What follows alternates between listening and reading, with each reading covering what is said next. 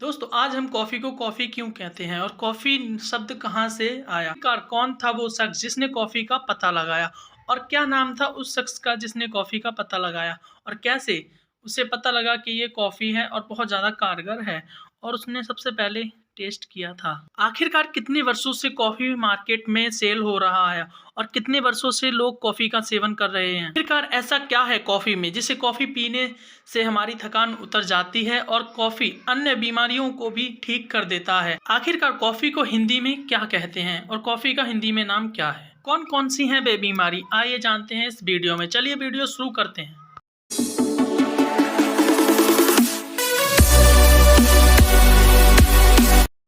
दोस्तों इथोपिया एक अफ्रीका का 10वां सबसे बड़ा देश है और वहाँ के लोग कॉफ़ी को पहले कफ़ा कहते थे और कफ़ा के नाम पर ही आज सब लोग कॉफ़ी कहते हैं, जो कि सुधार कर एक कॉफ़ी नाम दे दिया गया है। आखिरकार कॉफ़ी का पौधा सबसे पहले कहाँ पाया गया था? यह माना जाता है कि कॉफ़ी का पौधा सबसे पहले 600 ईस्वी में इथोपिया के कफ़ा प्रांत में खोजा गया था। कॉफ़ी को इथोपिया के लोग इसे आधुनिक पेय के रूप में वहाँ का पेय खोज भी कहते हैं और 1882 में इंग्लिश भाषा की डिक्शनरी में जोड़ दिया गया था। अब हम जानते हैं कॉफ़ी का पौधा कैसे नज़रों में आया और कैसे हमें कॉफ़ी के बारे में पता लगा। दरअसल दोस्तों हुआ कुछ ऐसा था, कलड़ी नामक इथोपियन गडरिया आलस से भरी दोपहरी में अपनी भेड़ें चरा रहा था और दोस्तों उस पौधे पर उसकी नज़र जब पड़ती है जब वो अपने पशुओं में कुछ बदलाव देखता है। दरअसल दोस्तों उसके पशुओं का व्यवहार अचानक से बदल चुका था और वह देखता है अपने पशुओं में चुस्ती और फुर्ती। सारी भेड़ एक पौधे के गहरे लाल रंग के बीजों को चर रही थी, जिसके बाद वह पहले से ज़्यादा ऊर्जावान और आनंदिनी लग रही थी। और दोस्तों वह गडरिया जिसका नाम कलड़ी था, उसने भी वह बीज स्वयं खाकर देखे और जल्द ही उसे भी अपनी भेड़ों की तरह अपने भीतर भी एक ऊर्जा और शक्ति का अनुभव हुआ। अब हम जानते हैं हिंदी में कॉफ़ी को क्या कहते हैं। कॉफ़ी को कहवा उत्तेजित पेय पदार्थ कहते हैं।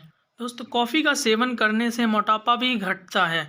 कॉफ़ी में मौजूद कैफ़ीन की मात्रा भोजन से ऊर्जा बनाने की प्रक्रिया यानी मेटाबॉलिज्म को बढ़ा सकता है। इससे पैदा होने वाली गर्मी बढ़ते वजन को नियंत्रित करने में मददगार हो सकती है। इस प्रक्रिया को थर्मोजेनियस इफ़ेक्ट कहा जाता है।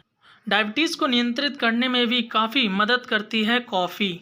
रक्त में मौजूद ग्लूकोज का स्तर बढ़ने पर मधुमेह यानी डायबिटीज़ की समस्या हो सकती है। इस समस्या को नियंत्रित करने के लिए कॉफ़ी का सेवन लाभदायक माना गया है। रिसर्च में जिक्र मिलता है कि प्रतिदिन कॉफ़ी पीने से टाइप 2 मधुमेह का जोखिम 30% तक कम हो सकता है। पीने से लीवर भी स्वस्थ रहता है। लीवर को स्वस्थ रखने के लिए कॉफ़ी को फ़ायदेमंद माना जा सकता है। रिसर्च के अनुसार लेलिन एमिनो ट्रांसफरेज और एस्पारेटेड एमिनो ट्रांसफेरेज नामक एंजाइम का स्तर बढ़ने से लीवर को क्षति होती है। वहीं रोज़ाना कॉफ़ी पीने वाले लोग में यह दोनों एंजाइम की मात्रा कम पाई गई है। तो कॉफ़ी तनाव को भी दूर रखने में बहुत ज़्यादा कारगर है। कॉफ़ी में पाए जाने वाला कैफ़ीन कुछ हद तनाव को दूर रखने में सकारात्मक भूमिका निभा सकता है, जो तनाव की स्थिति में फ़ायदेमंद हो सकता है। एक अन्य रिसर्च में माना गया है कि कॉफ़ी के सेवन से तनाव के स्तर में कमी आ सकती है, जो इसमें पाए जाने वाले कैफ़ीन की वजह से होता है। अल्जाइमर यानी भूलने की बीमारी, याद रखने व सोचने की क्षमता कम होने को अल्जाइमर कहा जाता है। इस समस्या में भी कॉफ़ी का सेवन फ़ायदेमंद हो सकता है। शोध में पाया गया है कि कॉफ़ी का सेवन कॉग्निटिव यानी मानसिक स्वास्थ्य को बेहतर बनाने में मदद कर सकता है। दोस्तों रिसर्चों के अनुसार कैंसर में भी फ़ायदा करती है कॉफ़ी।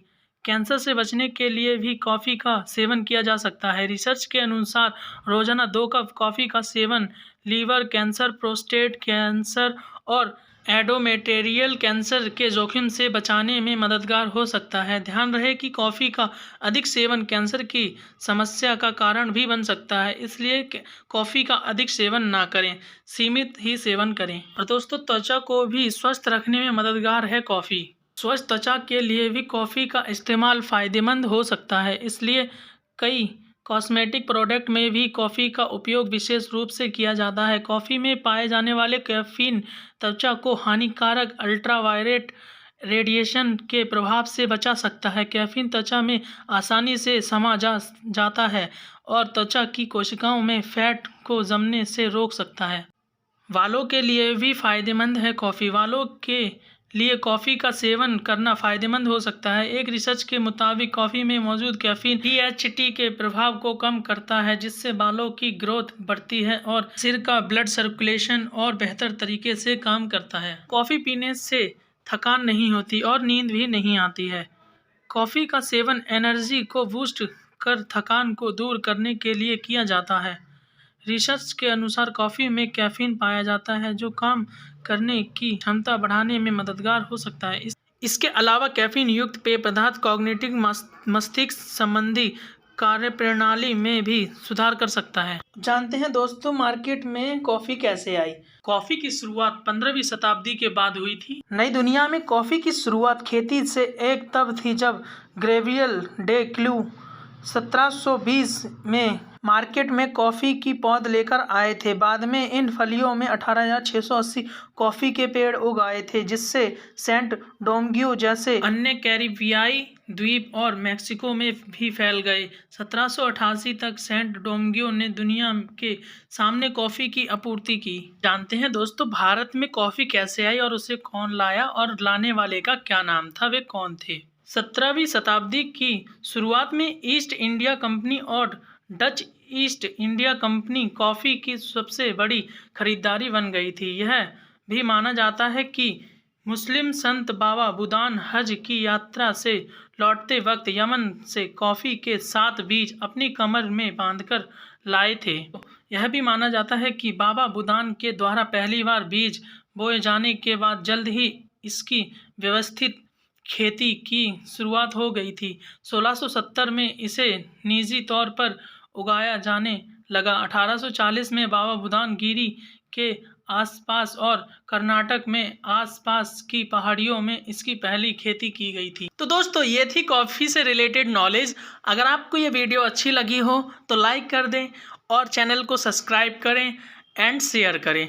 अगर कोई कॉफ़ी से रिलेटेड और कुछ पूछना हो तो आप कमेंट बॉक्स में पूछ सकते हैं। Thank you for watching.